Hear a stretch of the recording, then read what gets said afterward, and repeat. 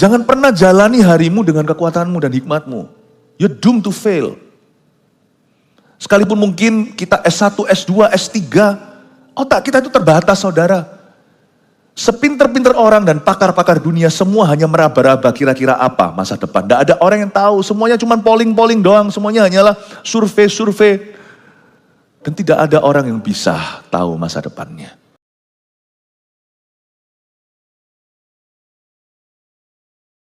Curahkan Tuhan Yesus hujan roh-Mu seharian ini di seluruh gereja kami di mana-mana. Ke tanah yang gersang, hati yang haus dan lapar, Kau akan puaskan. Tuhan tidak akan memberikan kalajengking, Bapa tidak akan memberi batu kepada mereka yang meminta roti. Bapa akan memberikan Roh Kudus pada barang siapa yang memintanya. Hamba berdoa hari ini, Kau curahkan dari sorga-Mu. Tuhan Yesus, Kau membaptiskan orang-orang ke dalam Roh Kudus-Mu. We welcome you, dear Holy Spirit. Sampaikan sabda-Mu, beritakan kebenaran-Mu, sehingga kami semua bisa melihat janji Tuhan di dalam firman. Sembunyikan hamba di balik salib-Mu, demi nama Yesus. Amin. Praise the Lord, puji Tuhan. Berikan tepuk tangan untuk Tuhan Yesus. Haleluya. Silakan duduk. Allah Roh Kudus itu Allah. Dia segala-galanya. Tanpa Dia kita gak akan mengenal kebenaran. Tanpa Dia kita gak bisa memuliakan Tuhan Yesus karena kita kedagingan. Tapi dengan Roh Kudus, Dia menuntun kita ke dalam setiap rencana Bapa yang ajaib. Kita perlu mengenal Dia, pribadinya dan cara kerjanya supaya hidup kita dituntun terus oleh Roh Kudus. Mari kita buka bersama-sama Kisah Para Rasul pasal yang pertama. Mari kita baca ayat 1 sampai 11. Nanti saya berhenti di tengah-tengah, saya jelaskan. Hai Theophilus, dalam bukuku yang pertama, aku menulis tentang segala sesuatu yang dikerjakan dan diajarkan Yesus. Sampai pada hari Ia terangkat. Sebelum itu Ia telah memberi perintahnya oleh Roh Kudus kepada rasul-rasul yang dipilihnya. Kepada mereka Ia menunjukkan dirinya setelah penderitaannya selesai dan dengan banyak tanda, Ia membuktikan bahwa Ia hidup. Sebab selama 40 hari Ia berulang-ulang menampakkan diri dan berbicara kepada mereka tentang kerajaan Allah. Pada suatu hari, ketika Ia makan bersama-sama dengan mereka, Ia melarang mereka meninggalkan Yerusalem dan menyuruh mereka tinggal di situ menantikan janji Bapa yang demikian katanya. Telah kamu dengar daripadaku, sebab Yohanes membaptis dengan air, tetapi tidak lama lagi kamu akan dibaptis dengan Roh Kudus. Berhenti di sana dulu, saya jelaskan. Dimulai dengan kalimat sapaan, Hai Theophilus. Penulis Kisah Para Rasul adalah seorang dokter namanya Lukas. Dia penulis Injil Lukas juga. Makanya tidak heran dikatakan, Hai Theophilus, dalam bukuku yang pertama, yaitu Injil Lukas, aku menulis tentang segala sesuatu yang dikerjakan dan diajarkan Yesus. Dan di Kisah Para Rasul, bukunya yang kedua, dia menuliskan biografi Roh Kudus. Di gereja mula-mula, biografi Roh Kudus tidak berhenti, karena berjalan terus hingga hari ini di dalam gereja Perjanjian Baru. Hai Theophilus, aku menuliskan kepadamu buku yang kedua ini. Bukuku yang pertama, aku cerita tentang semua yang diajarkan Yesus. Kalau Anda lihat Injil Lukas, ada banyak perumpamaan Yesus, pengajarannya, dan juga kesaksian tentang mujizat-mujizat yang dikerjakannya. Segala sesuatu yang dikerjakan dan diajarkan Yesus aku tulis di situ. Nah, Kisah Para Rasul ini dia dedikasikan kepada Allah Roh Kudus. Dan dia tulis surat ini kepada seorang pribadi namanya Theophilus. Kita nggak tahu Theophilus itu siapa. Ya, dalam sejarah kita hanya tahu dia buram saja atau remang-remang. But it's not important. Theophilus itu Anda dan saya. Surat ini dituliskan kepada seseorang zaman itu, tetapi jadi firman hari ini buat Anda dan saya, buat kita semua. Arti kata Theophilus itu bagus. Theophilus artinya sahabat Tuhan. Ada di antara Anda yang namanya Theophilus? Kalau ada, itu nama yang bagus. Artinya a friend of God. Kisah Para Rasul adalah surat yang ditulis kepada a friend of God. Kepada seorang teman Tuhan. Karena Tuhan menganggap kita teman, maka Tuhan ceritakan. Karena kita dianggap teman, Tuhan memperkenalkan dirinya. Tuhan menganggap kita sahabatnya. Hai Theophilus, sebut namamu sendiri. Kalau saya, hai Philip Mantova. Anda mungkin, hai Andi Gunawan. Siapa lagi nama Anda? Hai Theophilus, Dalam bukuku yang pertama aku menulis tentang segala sesuatu yang dikerjakan dan diajarkan Yesus. Sampai pada hari ia terangkat, sebelum itu ia telah memberi perintahnya oleh Roh Kudus kepada rasul-rasul yang dipilihnya. Theophilus akan menceritakan Lukas akan menceritakan pada Theophilus, siapa itu Roh Kudus. Ia telah memberi perintahnya oleh Roh Kudus kepada rasul-rasul yang dipilihnya. Kepada mereka ia menunjukkan dirinya. Setelah penderitaannya selesai dengan banyak tanda, ia atau Yesus membuktikan bahwa ia hidup. Sebab selama 40 hari ia berulang-ulang menampakkan diri dan berbicara kepada mereka tentang kerajaan Allah. Kita baru saja merayakan kenaikan Tuhan Yesus Kristus. 40 hari sebelumnya kita merayakan Paskah, yaitu kebangkitan Tuhan. Lalu hari Jumatnya Jumat Agung, kematian Tuhan Yesus. Selama 40 hari Yesus menampakkan diri terus-menerus. Yesus mau meneguhkan iman para rasul yang goyang, bahwa Yesus telah bangkit dan dia adalah Tuhan. Bagi orang-orang yang percaya Yesus mati untuknya dan Yesus bangkit pada hari ketiga, hati orang itu siap untuk disirami oleh Roh Allah. Roh Kudus itulah yang menginsafkan dunia akan dosa. Hari ini kita bisa percaya Yesus itu karena Roh Kudus, karena pekerjaan Roh Kudus. Lewat penginjilan, ketika kita dengarkan firman, waktu kita berdoa kita merasakan hadirat Allah, itu semua karya Roh Allah. Ia datang ke dunia untuk menginsafkan dunia akan dosa, sehingga kita bisa bertobat.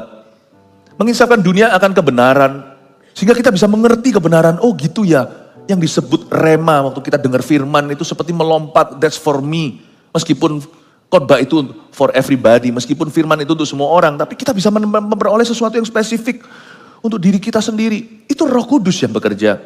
Dan dia menginsafkan kita akan penghakiman, yang membuat kita takut akan Tuhan. Dan ketika kita menengking setan tidak bisa berbuat apa-apa, itu kuasa Roh Kudus. Dan selama 40 hari, Yesus menampakkan diri untuk mengokohkan iman mereka. Sebab sebentar lagi, setelah Yesus naik ke sorga, 10 hari kemudian, hari ini, hari Pentakosta, di mana Roh Kudus dicurahkan besar-besaran ke atas dunia.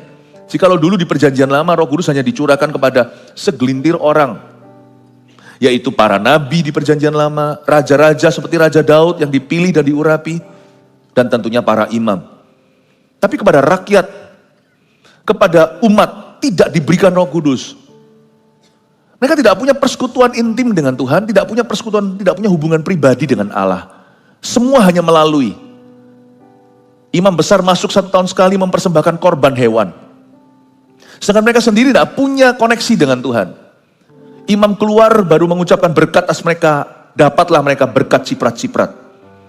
Tapi ketika Roh Kudus dicurahkan atas semua manusia, maka anak-anakmu akan bernubuat. Teruna-terunamu akan mendapat penglihatan. Orang-orang tuamu mendapat mimpi, setiap kita memperoleh visi. Tuhan berbicara secara langsung pada kita, meskipun Tuhan masih memakai khotbah. Tuhan bangun hubungan pribadi dengan Anda dan saya, meskipun kita semua saling membutuhkan. Betapa indahnya era Roh Kudus itu. 40 hari itu, Yesus waktu menampakkan diri, ia mempersiapkan tanah hati mereka. Suatu kali Yesus menampakkan diri, dan Yesus menghembusi mereka. Ya, Yesus bertemu dengan mereka, tiba-tiba muncul di tengah-tengah mereka, padahal pintu terkunci dan berkata, terimalah Roh Kudus. Dan Yesus menghembusi mereka. Tapi mereka belum menerima Pentakosta. Yesus mempersiapkan hatinya. Sejak kapan era Roh Kudus dimulai? Ketika Yesus naik ke sorga. Bukankah Yesus berkata, adalah lebih baik untuk aku pergi. Kalau aku tidak pergi, sang penghibur itu tidak akan datang kepadamu. Allah Tritunggal bagi orang-orang yang mencoba menyelidiki Tuhan akan sangat membingungkan. Tapi bagi kita yang lahir baru, sama sekali tidak susah untuk dimengerti. Meskipun otak kita seperti mau meledak untuk bisa memahami. Allah Bapa, Allah Putra, Allah Roh Kudus, ketiga pribadi ini beda, namun tiga adalah satu. Gimana itu? For me, it's not a problem at all. Tidak masalah. Bagi orang yang lahir baru, itu gampang untuk dicerna. Meskipun kalau untuk saya jelaskan, nggak bisa sih. Mau pakai ilustrasi apapun juga nggak mempan. Mesti ada orang mengilustrasikan, memberikan perumpamaan seperti matahari. Bulatnya itu wujudnya adalah Bapa, terang dunia adalah Kristus. Panas yang menyengat sampai ke dunia ini UV light-nya itu Roh Kudus. Mau pakai perumpamaan apapun juga tetap gak akan ada yang sempurna. Sampai kita suatu hari ke sorga, tahu sendiri nanti. Tapi, dari tentang Allah Tritunggal ini, kita tidak boleh pilih-pilih. Kalau kita mau jadi Kristen sejati, kita harus mengerti. Dan kita harus berdoa kepada Bapa di sorga. Dan bagi kita yang sudah diselamatkan, kita tahu bahwa di bawah kolong langit ini tidak ada nama lain yang bisa menyelamatkan kita kecuali nama Yesus. Yang digantung di atas kayu salib itu bukan Allah Bapa. Yang digantung di atas salibnya di Golgota itu bukan Roh Kudus. Itu anak Allah. Pribadi kedua Allah Tritunggal, Tuhan Yesus Kristus namanya. Apapun namanya di perjanjian lama, El Shaddai, Yehovah Jireh, Yehovah Rafa, Yahweh, nama apapun juga. Bahkan ada nama-nama yang kurang familiar bagi kita seperti El Gibor, Allah Maha Perkasa. Itu semua bahasa Ibraninya. Apapun nama itu, Yesus adalah nama di atas segala nama. Pada akhirnya Allah memperkenalkan dirinya lewat Yesus Kristus ke dunia. In the name of Jesus we should pray. Kita tidak boleh berdoa di dalam nama Roh Kudus. Tidak ada orang bisa berdoa setelah selesai doa makan, misalnya dalam nama Bapa kami berdoa. It's always in Jesus' name. Di dalam nama Yesus. Dan Roh Kudus pun diutus untuk memuliakan nama Yesus. Ya, when you pray, jangan salah sebut nama, jangan bilang dalam nama Tuhan. Karena di dunia ini, beda orang, beda klaimnya tentang Tuhan. Tuhan itu siapa? Tuhanmu Yesus Kristus. Raja di atas segala raja. Jadi ketika Anda dan saya berdoa, berdoalah di dalam nama Tuhan Yesus. Sekalipun waktu kita dibaptis selam, kita dibaptiskan dalam nama Bapa, Putra, dan Roh Kudus. Di dalam nama Yesus Kristus. Seal atau meterainya, in Jesus' name, dalam nama Yesus. Waktu kita dibaptis, in the name of the Father, Son, and the Holy Ghost. Persis seperti amanat agung Yesus berkata, pergilah jadikanlah semua bangsa muridku dan baptiskan mereka di dalam nama Allah Bapa, Putra, Roh Kudus. Kalau kita membaptis orang, kita baptis dalam nama Allah Tritunggal. And the seal dan materainya kita berkata in Jesus name, dalam nama Yesus. Semoga Anda tidak bingung. Sedikit saya singgung tentang Allah Trinitas. Karena hari ini kita bicara tentang Pentakosta. Kita sedang membahas pribadi ketiga dari Allah Tritunggal, yaitu Allah Roh Kudus. Namun Allah orang Kristen tiga? Tidak. Satu. When you pray in Jesus name, waktu Anda berdoa dalam nama Yesus, Anda tidak usah khawatir, ini kemana ya? Ke Tuhan. Waktu Anda menyembah di dalam nama Yesus, Anda tidak usah was-was. Penyembahan Anda ke arah yang salah. Kemana ya? Bapa, Putra, Roh Kudus, di mana ya? Asal Anda percaya kepada Yesus, penyembahanmu langsung kepada Allah yang Maha Kuasa. Amin Bapak Ibu Saudara. Not very hard, tidak susah. Meskipun saya nggak mungkin bisa memberikan perumpamaan, tidak ada seorang pun bisa memberi ilustrasi sempurna untuk kita bisa memahami ini misteri Allah. Tapi bagi orang yang lahir baru, orang-orang yang mengalami karya Roh Kudus yaitu keselamatan di dalam dirinya, tidak susah untuk memahami kasih Bapa. Kita rasa dekat karena nama Yesus yang menyelamatkan. Dan hari ini kita membahas tentang Allah Roh Kudus, ketiganya yang esa. Yesus berkata adalah lebih baik untuk aku pergi. Kalau aku tidak pergi, dia nggak akan datang kepadamu. Dan Yesus berkata seperti ini. Setelah naik ke sorga, sebelum naik ke sorga dia berkata, nantikan. Kamu jangan keluar dari Yerusalem ya. Mereka lagi ngumpul di Yerusalem itu. Kamu tunggu di sini. Tunggu sampai kapan, rasul-rasul nggak tahu. Pokoknya mereka disuruh menanti-nantikan Roh Kudus setiap hari. Dan siapa sangka 10 hari kemudian, lebih dari 1 minggu, Roh Kudus dicurahkan tepat pada hari Pentakosta. Kenapa pada hari Pentakosta? Nanti di Kebaktian 2 saya jelaskan. Hari Pentakosta zaman dulu artinya bukan pencurahan. Namanya perayaan Pentakosta itu sudah ada dari sejak perjanjian lama, tapi artinya beda, maknanya lain. Tapi kita lihat 10 hari kemudian Yesus genapi janjinya. Yesus ngomong gini sama murid-muridnya, kamu harus nunggu loh ya. Kamu tunggu di Yerusalem, kamu nantikan. 10 hari kemudian dicurahkan. Ayat 4. Pada suatu hari ketika ia makan bersama-sama dengan mereka, ia melarang mereka meninggalkan Yerusalem dan menyuruh mereka tinggal di situ, menantikan janji Bapa yang demikian katanya. Telah kamu dengar daripadaku, sebab Yohanes membaptis dengan air, tetapi tidak lama lagi kamu akan dibaptis dengan Roh Kudus. Yesus suruh mereka tinggal di situ menantikan janji Bapa. Coba bisa katakan janji Bapa. Luar biasa ya. Roh Kudus itu dijanjikan. Selama 40 hari itu Yesus menjanjikan akan datangnya the arrival of the Holy Spirit. Meskipun dia sudah ada di dunia, dia Allah, dia maha hadir, tapi dia belum dicurahkan. Belum dicurahkan ke atas semua manusia. Makanya waktu dia dicurahkan, nubuatan Nabi Yoel digenapi.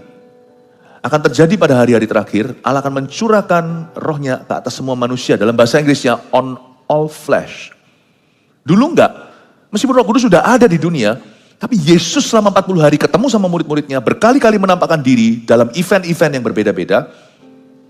Kadang-kadang sendiri, kadang-kadang bersama-sama, ketemu sama Maria Magdalena, lalu nanti menampakkan diri pada Petrus, lalu kepada murid-muridnya di tepi pantai, lalu nanti mereka waktu ada di ruangan terkunci. 40 hari itu berkali-kali intisari daripada penampakan Yesus selain meneguhkan ketuhanannya, bahwa dia tidak mati, dia bangkit lagi, tapi juga menjanjikan Roh Kudus. Roh Kudus itu janjinya Yesus kepada gereja.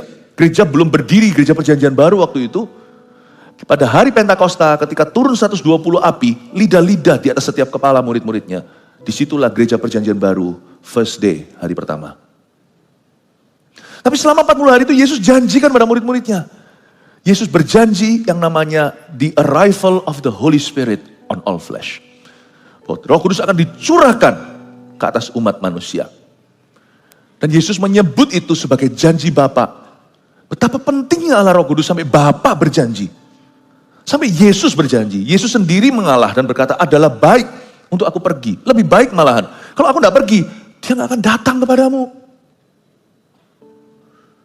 Bayangin kalau kita masih di perjanjian lama. Roh Kudus hanya dimiliki beberapa orang. Wah susah sekali buat appointment. Nggak bisa yang namanya Anda saat teduh pribadi, Anda alami Roh Kudus. Nggak bisa. Roh Kudus tidak tersedia. Kalau Anda mau mengalami Roh Kudus, Anda harus cari imam besar. Bayangin kalau umatnya ada 1000. Bayangin kalau umatnya ada 1 juta. Di perjanjian lama itu mereka nggak dapat giliran pelayanan. Sekalipun sekarang ada saat teduh bersama online misalnya, kita dilawat Tuhan. Meskipun kita membutuhkan sang pembicara, tim praise and worship-nya. Tapi untuk kita bisa alami di rumah hadirat Allah, itu nggak bisa terjadi di perjanjian lama. Meskipun kita saling membutuhkan, kita tetap butuh pelayan Tuhan. Kita saling melayani. Tapi di perjanjian lama, sekalipun Anda bisa online waktu itu, Anda tidak akan merasakan hadirat Allah dan tidak akan ada zaman, tidak ada perubahan hidup, tidak ada urapan, tidak ada kelepasan, tidak ada kesembuhan. Tidak akan ada pemahaman firman, yang mendengar suara Tuhan cuma segelintir orang. Tugas Anda hanya melakukan, yaitu yes man saja. Tapi sekarang kan kita mendapat pencerahan, waktu kita baca ayat, kita catat. Lalu waktu kita catat, wow, ini kayak mau lompat, this is for me, ini Tuhan janji Tuhan. Ini teguran, ada orang yang kesaksian begini waktu mendengarkan khotbah, saya seperti ditampar. Itu Roh Kudus semua yang menginsafkan. Zaman perjanjian lama gak bisa. Umat Tuhan itu hanya yes man melakukan. Tapi sekarang Roh Kudus tersedia, meskipun kita tetap saling memerlukan. Karena manusia tetap menajamkan manusia, seperti besi menajamkan besi.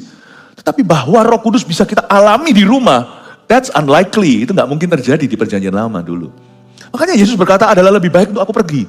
Kalau aku gak pergi, umat akan bergantung pada imamat. Dan pada imam-imam saja. Nah misalnya, Yesus sekarang masih hadir secara fisik saja. Hanya Yesus yang kepenuhan Roh Allah. Bukankah pada waktu dibaptis turunlah Roh Kudus dalam rupa burung merpati. Roh Kudus itu bukan burung merpati by the way. Salah kalau Anda dan saya mengira dia adalah burung merpati. Dia bukan hewan, dia itu Tuhan. Dia itu Roh Tuhan. Seperti burung merpati, Yohanes Pembaptis gak bisa menjelaskan visi atau penglihatannya. Dia pakai kata-kata yang kita bisa mengerti. Tapi Yesus kan dipenuhi.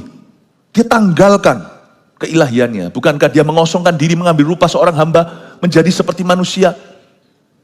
Daging dan darah saja. Seluruh pelayanan Yesus dan semua mujizatnya dilakukan dalam kuasa Roh Kudus, bukan main curang keilahiannya. Yesus tetap Tuhan pada waktu dia datang sebagai manusia, lahir di palungan, dia tetap Tuhan. Yesus tidak pernah tidak menjadi Tuhan, sekalipun dia 100% manusia. Tetapi dalam menjalankan misinya, semua ministry dan pelayanannya, Yesus jadi teladan kita, bahwa Yesus bergantung pada kuasa Roh Kudus. Bukankah setelah dibaptis Yesus dibawa masuk ke dalam padang belantara selama 40 hari? dicobai setan. Lalu coba Anda baca di kitab Injil, sepulang dari situ, dia kembali ke Galilea dalam kuasa Roh Kudus. Ketika Yesus membayar harganya, taat kepada Bapa. Jadi semua pelayanan Yesus itu, membangkitkan orang mati, menyembuhkan orang, mencelikan mata buta, semuanya pakai kuasa Roh Kudus. Bukan keilahiannya. Meskipun 1-2 kali Yesus melakukan sesuatu yang tidak patut kita coba. Dia menunjukkan keilahiannya. Itu murni banget. Dia sebagai anak Allah. Dan itu tidak sama statusnya dengan Anda dan saya. Anak-anak adopsi sorga. Waktu Yesus jalan di atas air, lu jangan coba. Naik kapal aja mendingan. Naik perahu. Ya, pada waktu ada orang buta, Yesus ludahi itu. Lalu aduk-aduk. Aduk-aduk pakai tanah. Lalu habis itu ditempel ke matanya, suruh mandi di Siloam, suruh cuci muka, lalu orang itu melihat, nah itu nggak usah dicoba. Jangan pakai ludah. Karena Yesus menunjukkan bahwa inilah cara aku membuat manusia dulu, Adam dan Hawa. Dari tanah, debu kembali menjadi debu. Ada hal-hal tertentu yang Yesus lakukan. Itu keilahian. Ketika transfigurasi, naik ke atas gunung, di sampingnya tiba-tiba ada Musa dan Elia. Gak usah ngaku-ngaku Anda pernah begitu. Tidak akan pernah kita demikian. Ada momen-momen di mana kita ditunjukkan keilahian sang anak Allah. Tapi momen-momen ministrinya itu semua the power of the Holy Ghost. Makanya Yesus berkata, kalau kamu percaya sama aku, kamu akan melakukan hal yang sama. Dan hal yang lebih besar daripada yang telah kulakukan, yaitu pelayanan. Kita gak bisa lebih besar dalam arti status. Yesus itu anak Allah. Kita ini hanyalah anak yang diangkatnya. Tetapi Yesus berkata, kamu bisa melakukan pekerjaan yang besar. Itu ministry. I still do miracles. Aku masih melakukan mujizat. Tapi kuncinya di sini. Kamu harus menanti-nantikan Roh Kudus. Kalau Yesus saja anak Allah with the power of the Holy Spirit. Nah kita ini siapa tanpa kuasa Roh Kudus? Jangan pernah jalani harimu dengan kekuatanmu dan hikmatmu. You're doomed to fail. Sekalipun mungkin kita S1, S2, S3. Otak kita itu terbatas saudara. Sepinter-pinter orang dan pakar-pakar dunia semua hanya meraba-raba kira-kira apa masa depan. Tidak ada orang yang tahu, semuanya cuma polling-polling doang, semuanya hanyalah survei-survei. Dan tidak ada orang yang bisa tahu masa depannya.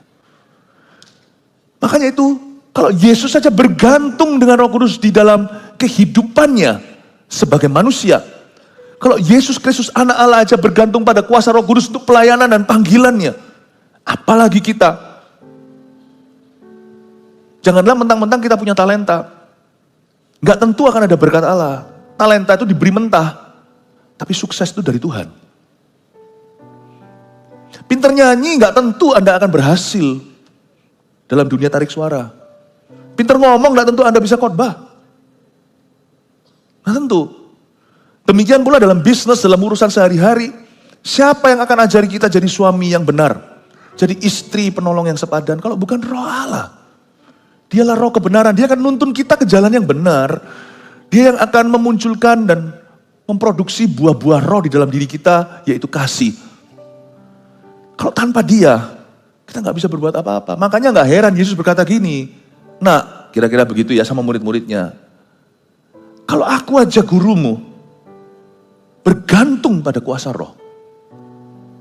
Setelah aku pergi, kamu jangan keluar dari Yerusalem, nanti-nantikan. Apalagi kamu, seorang murid gak akan lebih dari guru. Kalau gurunya begini, muridnya juga begitu. Kamu harus menunggu. Why should we wait upon the Holy Spirit? Kenapa kita harus menunggu Roh Kudus? Menunggu Roh Kudus itu apa sih? Menanti-nantikan Roh Allah. Yaitu bagi para rasul secara spesifik, instruksi itu berarti mereka harus menanti sampai pencurahan pertama kali atas gereja. Yaitu Pentakosta pertama. Tapi hari ini juga jadi lifestyle orang-orang yang sudah kepenuhan Roh Kudus. Kalau Anda baca di Kisah Para Rasul, suatu kali manusia roh daripada murid-murid Kristus, gereja mulai menipis. Waktu mereka mengalami aniaya segala, mereka berdoa lagi, mereka kepenuhan lagi. Meskipun mereka bukan berbahasa roh untuk pertama kali, paham maksud saya? Kita gak bisa yang namanya, kita dibaptis ke dalam Roh Kudus itu sekali. Saya ngalamin itu tahun 90 sekian, saya berbahasa lidah. dengan tanda berbahasa roh. Itu perubahan hidup saya itu drastis setelah itu. Meskipun saya sudah kenal Tuhan, saya sudah lahir baru, tapi ada keberanian, ada kuasa. Ada kuasa dalam kehidupan saya yang saya belum punya sebelumnya. Ini kuasa bukan untuk sok-sokan, ini kuasa untuk pelayanan. Nah, setelah saya mengalami itu, dari waktu ke waktu saya perlu dipenuhi lagi. Yang namanya baptism of the Holy Spirit only happens once. Baptisan Roh Kudus terjadi hanya sekali. Tapi infilling of the Holy Spirit atau diisi lagi, diisi ulang itu berkali-kali. Namanya membuat komitmen kepada Tuhan Yesus Kristus itu satu kali. Waktu Anda terima Tuhan, waktu Anda bertobat, waktu Anda dibaptis. Tapi setelah itu dalam perjalanan hidup Anda berkali-kali perlu memperbaharui komitmenmu dengan Tuhan. Makanya itu menanti-nanti Roh Kudus itu bukan hanya untuk event Pentakosta 2000 tahun yang lalu. Pentakosta 2000 tahun lalu itu terjadi. Tapi setelah itu, menanti-nanti Roh Allah menjadi gaya hidup orang-orang kudusnya. Tiap pagi, saya menanti Roh Kudus. Sebelum saya berbuat sesuatu, sebelum saya pergi kerja, keluarga saya tahu saya selalu berdoa. Saya jadikan yang namanya nantikan janji Bapa itu sebagai gaya hidup saya. Tiap hari, tiap saat. Sebab every day, saya gak berani jalan tanpa Roh Tuhan. Meskipun saya punya pengalaman cukup banyak dalam pelayanan, tapi saya gak bisa bergantung pelayanan saya. Saya juga gak bisa bergantung dengan pengetahuan saya. Namanya manusia itu masih bisa jatuh, kita semua. Manusia itu masih bisa salah. Tiap hari saya butuh roh kebenaran itu.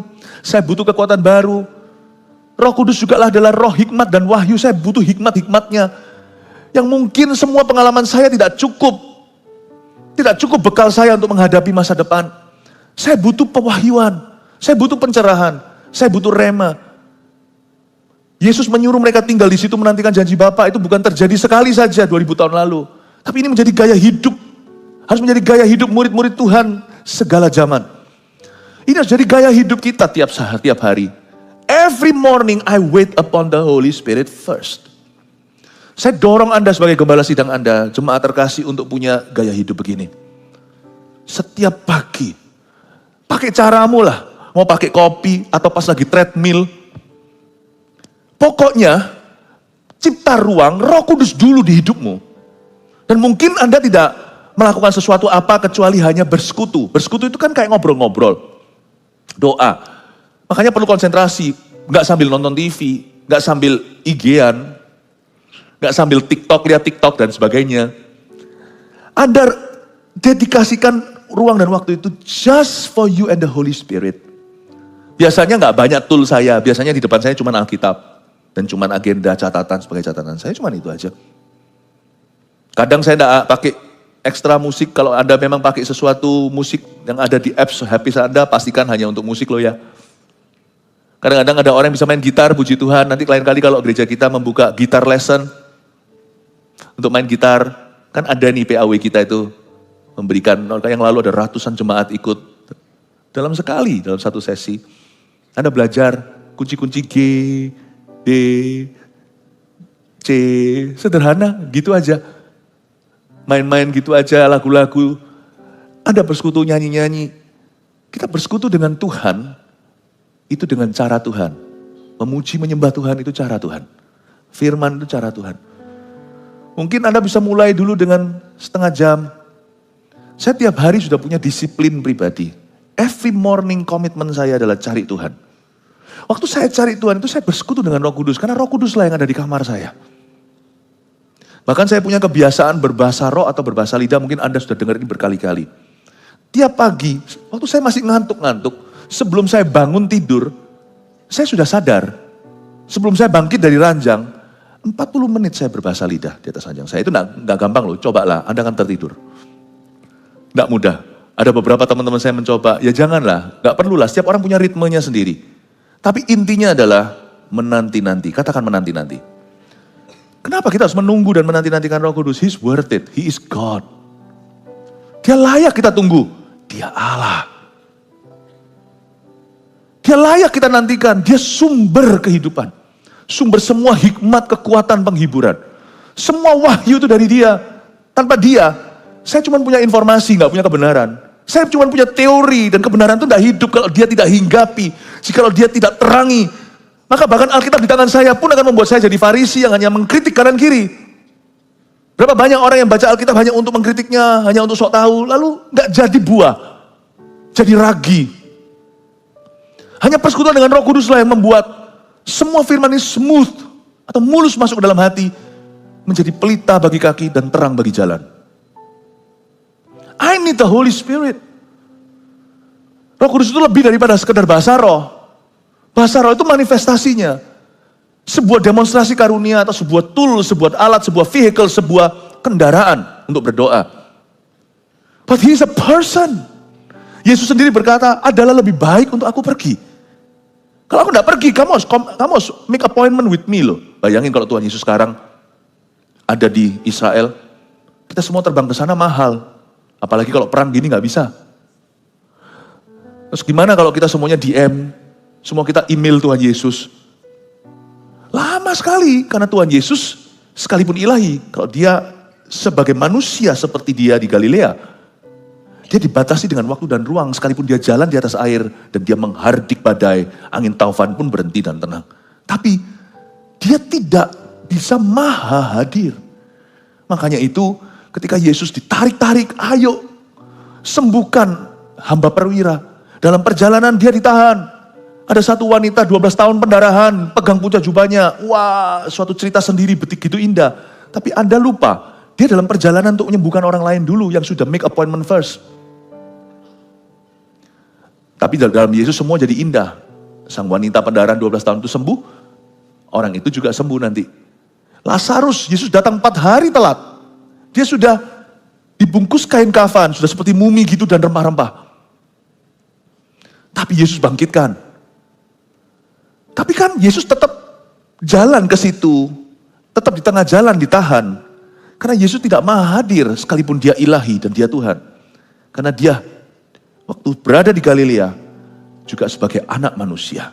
Yesus berkata lebih baik aku pergi. Kalau aku pergi, aku bisa hadir di mana-mana. Tidak lagi secara fisik, Yesus naik ke sorga dalam tubuh kemuliaannya. Lalu setelah itu dia curahkan rohnya. Sekarang Anda bisa di kamar, bahkan di WC. Lagi shower, mungkin lagi kesel. Lagi nangis, mungkin lagi dilukai sama pasangannya. Mungkin dikhianati sama bisnis partnernya. Anda berkata, Jesus help me. Whoosh, he's there. Dia ada di situ. Makanya Yesus berkata adalah lebih baik untuk aku pergi. Berarti aku bisa ada dimanapun, kapanpun. Aku bisa berada di dalam diri setiap umatku. Oh, luar biasa. Nah kalau dia sudah pergi gak kelihatan secara fisik, kasihilah. Love his spirit. Dia adalah roh Yesus itu. Kasih dia, nantikan dia. Jangan pretend seolah-olah kita itu sudah punya agama. Udah gua kenal Tuhan, saya tahu siapa Yesus. Where is Jesus in your heart? Tapi kita diemin rohnya. Kita tidak membuat effort, tidak ada usaha apa-apa untuk cipta ruang bersekutu dengan dia tiap hari. Hanya dia, hanya roh dan kebenaran, hanya dia dengan firman. Nggak usah berjam-jam, siapa suruh kita berdoa 24 jam, tidak ada orang yang kuat. Saya juga enggak. Tapi kita ada waktu yang sulung tiap hari.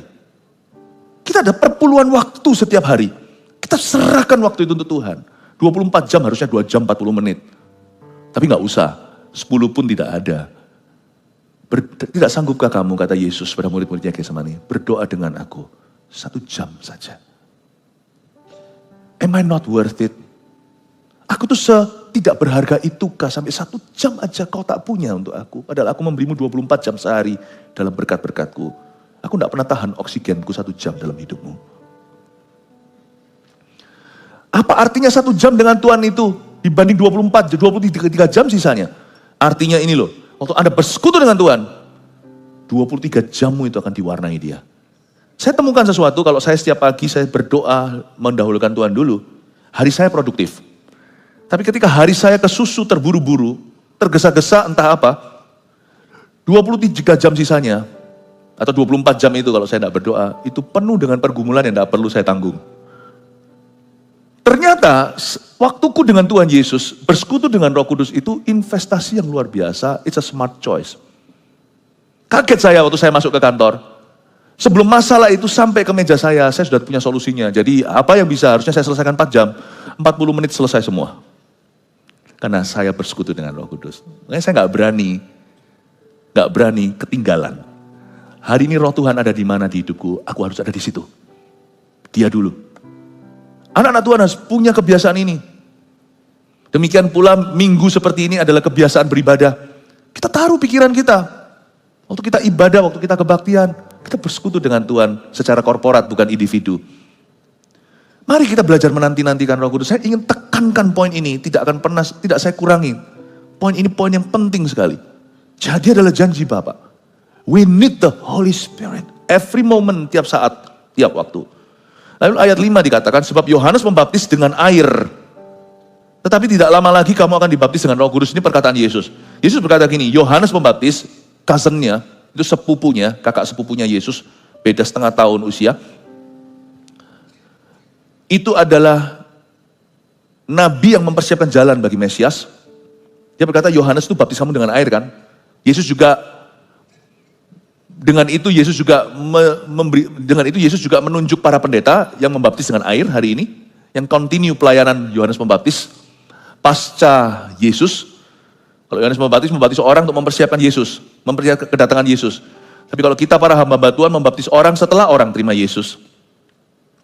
Tapi Yesus berkata ada satu pelayanan yang tidak dimiliki oleh para pendeta. Jikalau mereka terlibat dalam pelayanan ini, mereka hanyalah alat. Ya semua pelayanan ya kita hanyalah alat Tuhan. Tetapi apalagi yang ini. Ada satu ministry yang ini pembaptisnya bukan manusia, yaitu Yesus sendiri. Sebab Yohanes membaptis kamu dengan air, tapi tidak lama lagi kamu akan dibaptis dengan Roh Kudus. Yohanes berkata seperti ini. Ini kata-kata Yohanes ya, untuk compare, untuk membandingkan. Lihatlah itu anak domba Allah. Atau dia berkata, itulah dia. Yang datang setelah aku membaptis kamu dengan air, tapi yang datang setelah aku, membuka tali sandalnya pun aku tidak layak. Dia akan membaptiskan kamu dengan roh dan dengan api. Yohanes mengakui ada dua macam baptisan, yang dia lakukan ini juga kehendak Tuhan. Aku membaptis kamu dengan air, tapi dia yang datang sesudah aku, yang membuka tali sepatunya pun aku tidak layak, dia akan membaptismu dengan Roh Kudus, and it's not my doing. Itu murni dia. Jadi ada yang namanya baptisan Roh Kudus. Nah, baptisan Roh Kudus dengan tanda berbahasa roh, ini beda pengertian antar gereja. Saya jelaskan dulu supaya Anda tidak bingung. Ada dua macam pendirian. Yang mana dua-dua by the way tidak mempengaruhi keselamatan. Harusnya gereja tidak boleh saling menyerang karena perbedaan ini. Kalau perbedaannya fondasi seperti yang saya ajarkan beberapa minggu yang lalu, yaitu kalau bagi kita Yesus itu adalah pencipta, tapi bagi saksi Yehova, Yesus itu diciptakan, nah itu beda berarti. Kita bukan saudara seiman. Karena Yesus yang kau maksudkan bukan Yesus yang kusembah. Paham ya? Tapi kalau sudah masuk ke level berikutnya ini, doktrin tentang Roh Kudus, beda ini gak mempengaruhi keselamatan. Pendirian gereja ada dua, supaya Anda tahu, tentang baptisan Roh Kudus. Katakan baptisan Roh Kudus. Yang pertama adalah, ada gereja yang percaya baptisan Roh Kudus itu ya lahir baru itu. Waktu orang terima Yesus ya, dia terima Roh Kudus. Udah gak ada baptisan Roh Kudus dan sekarang tanda berbahasa roh. Bahasa roh itu ada, itu pun masih terbelah lagi cabang dua. Ya, ada yang berkata ya itu lahir baru. Ya waktu orang terima Yesus ya sudah terima Roh Kudus. Lalu bahasa roh menurut kamu ada gak?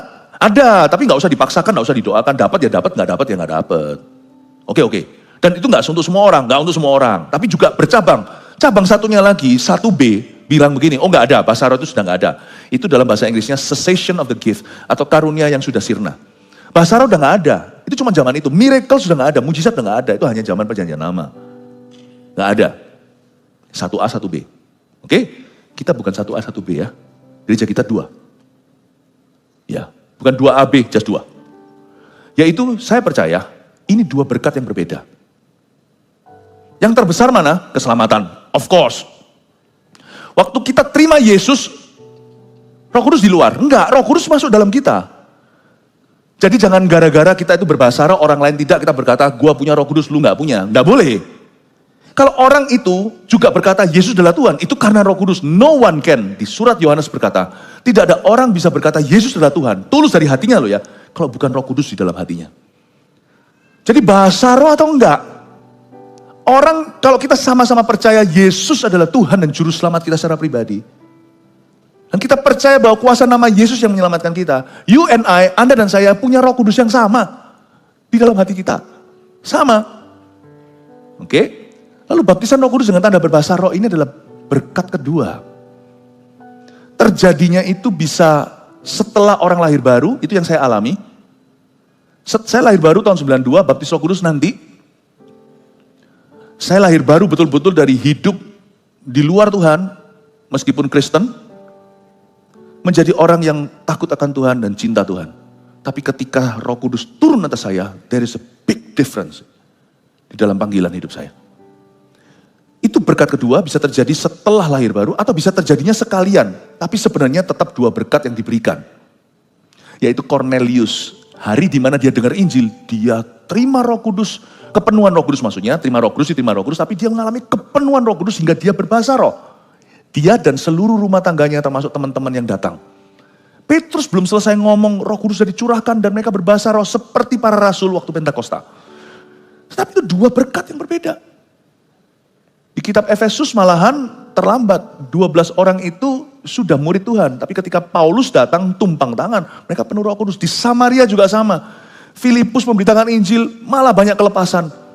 Maka orang-orang itu menerima Yesus dengan lapang dada seluruh kota sukacita. Tunggu Yohanes dan Petrus datang, tumpang tangan. Dan Roh Kudus dipenuhkan atas diri orang itu. Kebaptisan Roh Kudus, baptisan kuasa. Itu terjadinya itu separately. Itu dua blessing bagi kita. Jadi gak masalah. Beda itu dua blessing bukan berarti dia lebih hebat. Gak ada orang itu bisa mengalami baptisan Roh Kudus kalau dia gak percaya sama Tuhan. Dia harus percaya sama Tuhan dulu. Karena keselamatan itu yang terbesar. Waktu dia percaya sama Yesus, hatinya siap untuk ditaburi. Hatinya siap untuk disirami. Waktu dia percaya Yesus, harus percaya Yesus dulu. Jadi Anda tidak akan pernah melihat orang tiba-tiba dibaptis Roh Kudus yang non-Kristen di luar sana. Kecuali seperti Cornelius. Detik itu dia Kristen di hati, waktu dia dengar Kristus, dia terima baptisan Roh Kudus for the first time, hari di mana dia lahir baru bisa terjadi. Tapi orang harus percaya Yesus untuk mengalami kepenuhan Roh Kudus. Paham ya? Gereja kita percaya itu adalah berkat kedua. Meskipun bisa terjadinya bersamaan saat lahir baru. Tapi sebagian besar kita kejadiannya setelah itu. Hari-hari ini saya melihat orang-orang yang dibaptiskan, waktu masuk ke kolam baptisan, waktu dia mentaati firman Tuhan, dia bertobat dari dosanya, sekaligus di dalam kolam baptisan, penuhan Roh Kudus dan berbahasa roh. Tapi ada juga di antara kita yang belum berbahasa lidah, yang gak apa-apa, itu bukan keharusan, tapi itu kehausan. Kita harus mengerti untuk apa, tapi gak di ibadah ini, ibadah-ibadah nantinya saya akan jelaskan. Berkali-kali saya sudah pernah menceritakan di sini maupun di saat teduh bersama, fungsi daripada karunia berbahasa lidah. Itu ada. Saya kasih contoh ya. Saya kenal seorang omah-omah, sudah taruhlah begini. Luar biasa, anaknya banyak, misalnya taruhlah ada 8. Dan ini kejadian sungguhan, cuman saya plesetkan sana sini aja karena saya tidak pernah menceritakan orang lain di atas mimbar. Lalu dari 8 anak itu dia didik dengan benar. Ibu rumah tangga ini takut akan Tuhan. Saleh betul seperti wanita-wanita yang saleh di Alkitab. Kalau Anda berani berkata, dia tidak punya Roh Kudus karena dia tidak berbahasa lidah, Anda salah. Ini justru jadi panutan semua orang. Anak-anaknya mengaguminya, satu-satu yang jadi dokter, jadi apa, 8 itu jadi orang. Dan dia sangat takut akan Tuhan, dia punya hubungan yang sangat dekat dengan Tuhan. 8 orang anaknya jadi semua. Apalagi suaminya tidak berfungsi, tapi ibu ini berdoa. Semua orang tahu bahwa dia punya hubungan yang sangat erat dengan Tuhan. Roh Kudus ada di dalamnya. Mana bisa dia begitu kalau bukan karena Roh Allah? Dia bisa tahan. Suami selingkuh, tapi dia tetap bisa berdiri untuk keluarganya hingga suaminya bertobat. Anak-anaknya satu-satu jadi. Itu kalau bukan Tuhan gimana tuh? Tuhan lah. Tapi dia gak berbahasa roh. Sampai meninggal. Saya pernah bicara dengan Oma ini. Waktu saya duduk bersama-sama, dia ngomong dalam bahasa Indonesia yang kecampur-campur Jawa. Intinya gini, kowe ini ya dipakai Tuhan ya. Ya kowe ya, jadi kalau bahasa Jawa, kowe itu kamu gitu ya. Kowe ini dipakai Tuhan ya, waduh Oma ini gak bisa ya. Seperti kamu begitu, gak bisa. Oma itu cuma bisa, ya cuma 8 ini aja. Oma bertanggungjawabkan di depan Tuhan. Saya bilang, saya pegang tangan Oma, meskipun saya berbahasa roh. Oma, saya bilang, saya belajar banyak.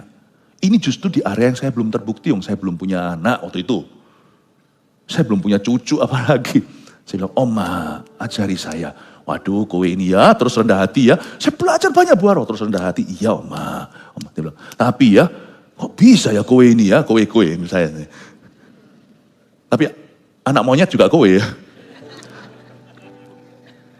Tapi kalau bahasa Jawanya yang kalau krama inggil yang tingginya kan panjenengan gitu ya. Kalau kita nggak nyebut orang tua, jadi kalau kita lebih muda patutlah dipanggil ya little monkey. Ya.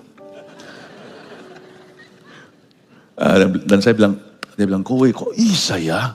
Kowe kok bisa punya keberanian gitu bicara sama begitu banyak orang, bawa ini, bawa itu, terima Tuhan, ini kesaksian, kok bisa ya hidupmu itu seru. Oma itu bilang gini, hidupku ya begini-begini sudah, tinggal masak, tinggal ini, cuma doa sambil masak, sambil ini.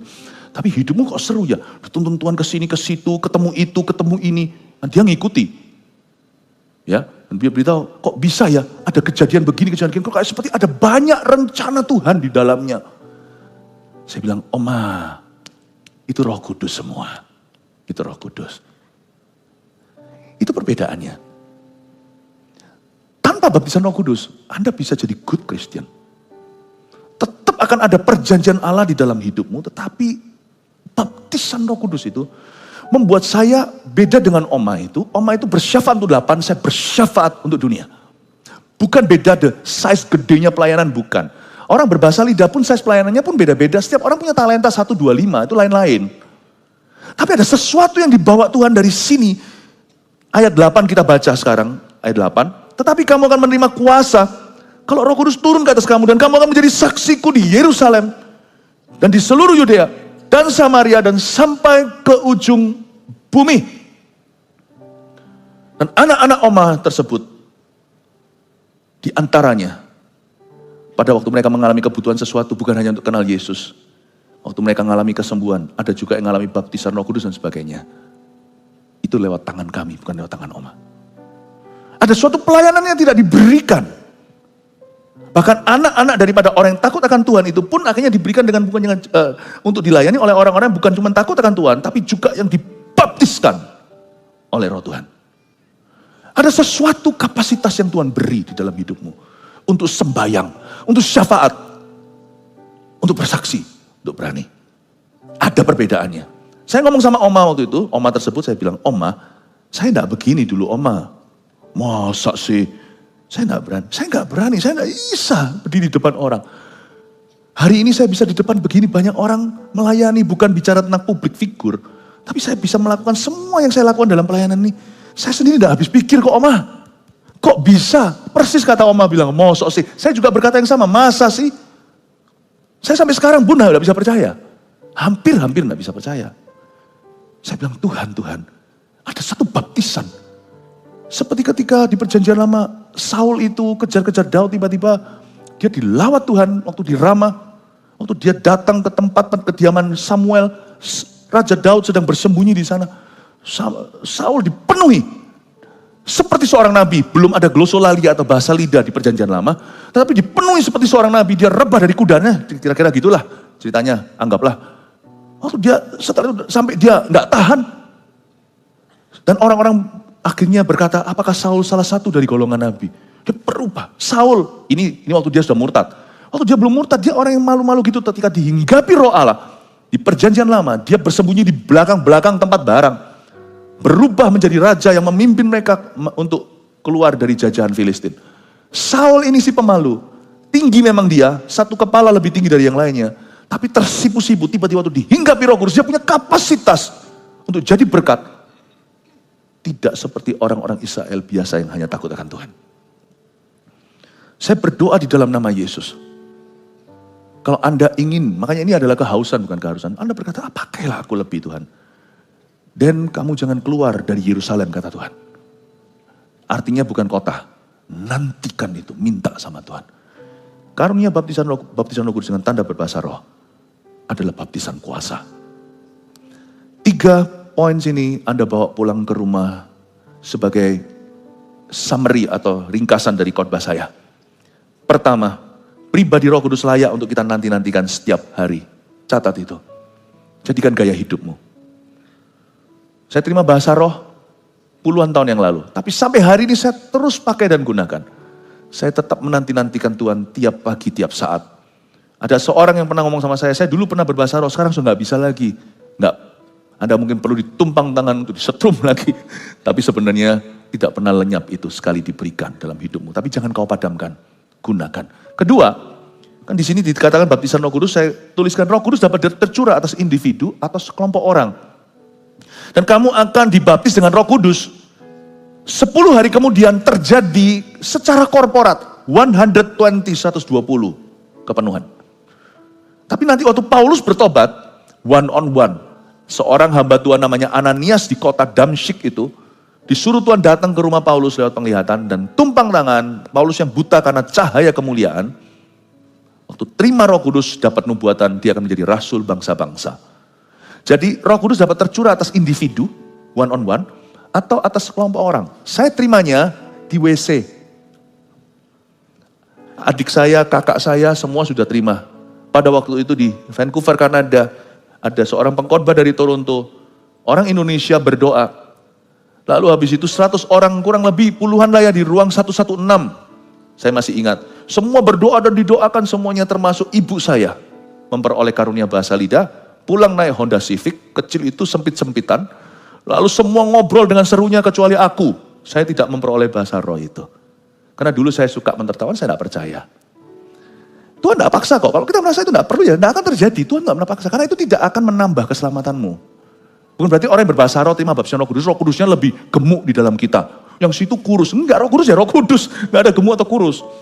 Baptisan Roh Kudus itu bukan Roh Kudusnya, kitanya yang diubah. Sesuatu, ada sesuatu yang terjadi atas kita, dikasih tool yang luar biasa sama Tuhan. Dan waktu saya pulang ke rumah itu saya kecewa, kenapa saya nggak dapat? Ada orang nggak dapat yang karena mereka nggak rasa nggak perlu, atau mereka nggak pernah minta ya nggak dapat lah. Gak ada orang itu yang dipaksa sama Tuhan. Yang menyurupi itu setan, Roh Kudus itu selalu ketok pintu. Tapi itu saya pulang saya agak kecewa, saya agak down dan berkata, lu kok suatu hari saya nggak tahan. Waktu saya ada di WC saya masih ingat kok. Saya tinggal di basement rumah di WC, saya kata Tuhan God, I want that gift.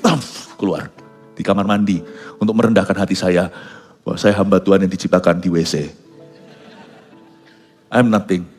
It's all the Holy Spirit, bukan gagah perkasa. Roh Kudus bisa dicurahkan atas individu atau sekelompok orang. 3, terakhir.